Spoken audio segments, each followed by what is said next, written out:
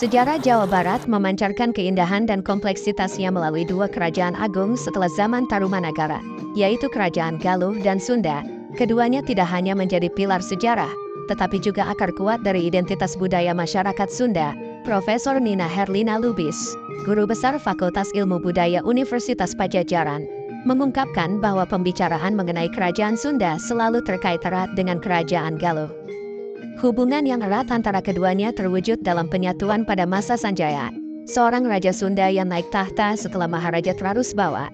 Peristiwa ini menjadi momentum monumental ketika nama resmi yang digunakan adalah Kerajaan Sunda, dengan pusat kekuasaan berlokasi di wilayah Galuh, tepatnya di Kabupaten Ciamis.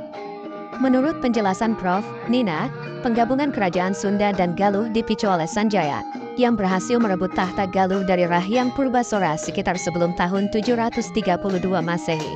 Detil sejarah ini terabadikan dalam prasasti Canggal, yang menyajikan babak baru dalam perjalanan kerajaan tersebut. Berikut adalah fakta-fakta menarik di balik keberadaan Kerajaan Sunda yang seharusnya kita ketahui. Kejayaan dan ketegangan, intrik politik, serta dinamika kehidupan sehari-hari masyarakat pada masa itu membentuk warisan berharga yang terus menginspirasi kita hingga hari ini. Dalam eksplorasi tinggalan sejarah Kerajaan Galuh, seorang sejarawan dari Universitas Padjadjaran, UNPAD, membuka jendela ke masa lalu yang penuh misteri. Ia mengungkap bahwa pusat kekuasaan kerajaan ini bukanlah tempat yang tetap, melainkan melompat-lompat dari satu lokasi ke lokasi lainnya. Awalnya, ibu kota atau pusat kekuasaan Galuh berada di daerah sekitar Banjar, namun tak lama kemudian beralih ke wilayah perbatasan Ciamis-Banjar. Kiprahnya tak berhenti di situ, karena kemudian Galuh kembali bermetamorfosis dan menetap di daerah Kawali.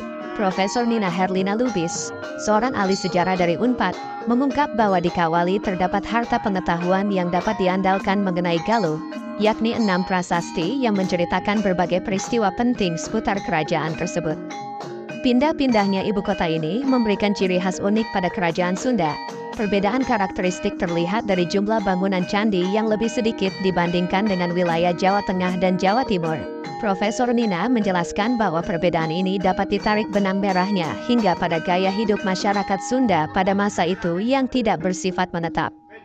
Keunikan ini menjelaskan alasan dibalik kurangnya bangunan candi monumental, karena Kerajaan Galuh dan Sunda selalu berpindah-pindah.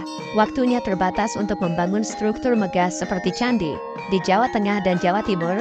Sebaliknya, masyarakatnya mayoritas petani sawah, sehingga memiliki waktu lebih untuk mengembangkan bangunan-bangunan monumental yang menjadi bukti kejayaan peradaban mereka.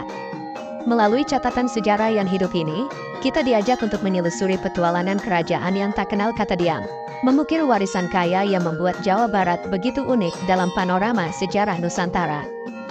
Dalam perjalanan berunut jejak sejarah Kerajaan Sunda, kita seringkali disuguhi dengan kisah megah Padjadjaran sebagai salah satu kerajaan paling terkenal di kalangan masyarakat Sunda.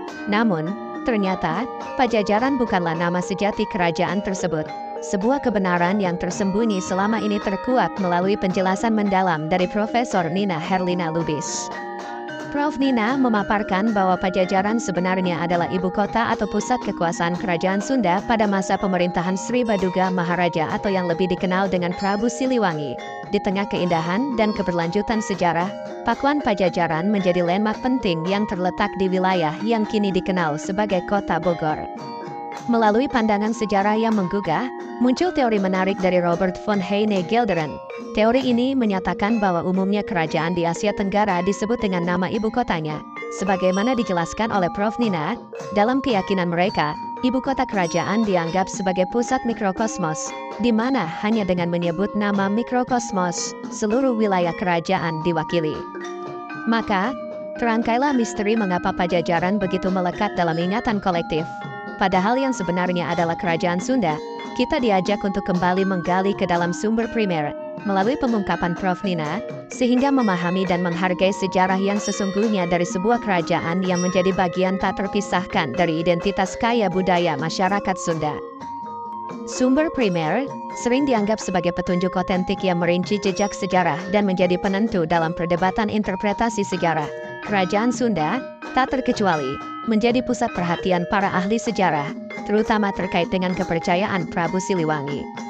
Nina Herlina Lubis, peneliti ulum dari Fakultas Ilmu Budaya Universitas Padjadjaran, mengungkapkan bahwa kepercayaan Sri Baduga Maharaja terungkap melalui prasasti batu tulis yang didirikan oleh Prabu Surawisesa, 12 tahun setelah Sri Baduga Maharaja meninggal pada tahun 1521. Prasasti tersebut memberikan gambaran jelas bahwa Sri Baduga Maharaja, ayah dari Prabu Surawisesa, meninggal dalam keyakinan Hindu dan kemudian diabadikan melalui perabuan. Kenapa diperabukan? Karena dia beragama Hindu, ujar Prof. Nina. Meskipun terdapat bukti sekunder yang menyinggung bahwa Prabu Siliwangi mungkin beragama Islam, informasi dari sumber primer menegaskan bahwa Sri Baduga Maharaja meninggal dalam keyakinan Hindu. Pada saat yang sama, menjelang akhir masa pemerintahannya, Tatar Sunda dihuni oleh beragam pendatang, tidak hanya dari kalangan Hindu, tetapi juga Buddha dan Islam. Prof. Nina memaparkan bahwa keberagaman budaya dan agama di Tatar Sunda mencerminkan tingkat toleransi yang tinggi. Bahkan, penyebaran Islam di wilayah tersebut telah dimulai sejak abad ke-14. Melalui kajian mendalam terhadap prasasti dan sumber-sumber primer, kita dapat meresapi kompleksitas dan harmoni dalam beragam keyakinan yang membentuk kerajaan yang toleran dan kaya budaya ini. Pada zaman dahulu, Prabu Siliwangi menjadi arsitek penyatuan dua kerajaan megah, Sunda dan Galuh, menciptakan entitas baru yang dikenal sebagai Kerajaan Padjadjaran. Namun, perjalanan menuju penyatuan tersebut ternyata tak sekadar langkah sederhana, melainkan melibatkan serangkaian peristiwa dramatis yang merentang sepanjang sejarah. Catatan sejarah mengungkap bahwa sebelum Sunda dan Galuh bersatu dalam gemerlap Kerajaan Padjadjaran, keduanya menjalani kisah yang terpisah, tetapi tak terelakkan untuk bersatu dalam periode waktu tertentu. Menurut Hitam Putih Kerajaan Padjadjaran, dari kejayaan hingga keruntuhan Kerajaan Padjadjaran, karya Ferry Taufik El-Jaqwin, penyatuan Sunda dan Galuh terjadi sebanyak 3 kali. Pertama kali, penyatuan kerajaan yang dilakukan oleh Raja Sanjaya pada tahun 723 Masehi. Namun, kejayaan ini ternyata hanya bersifat sementara, karena pada tahun 759 Masehi, kedua kerajaan kembali terpecah. Dengan kekayaan detail dan analisis mendalam, kisah ini memperlihatkan bahwa perjalanan Kerajaan Padjadjaran tidak hanya terwujud dalam kemenangan, melainkan juga dalam ketidakpastian dan patah hati. Dari kejayaan hingga keruntuhan, kita diajak untuk menjelajahi panorama sejarah yang penuh warna dan nuansa, mengungkapkan bahwa penyatuan besar ini adalah hasil dari dinamika yang kompleks di antara dua kerajaan yang kuat.